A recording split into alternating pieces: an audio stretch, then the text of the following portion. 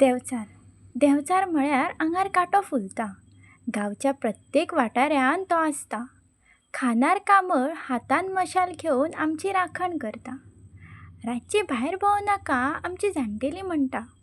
2-3 वरांचेर रातची गांवांत देंवचाराची फेरी भोंवता. शेळी मेंढ्यांक घेवन गवळी रान मळार चरयता. राखणदार ताका आसरो दिता. काळखा शेणिल्ल्याक देंवचार वाट दाखयता. आपल्या वाटेक आयल्यार ताका लिपयता. संकटा वेळार ताका श्रीफळ दवरता. घाराणें घालता. आशिल्लें संकट टळता.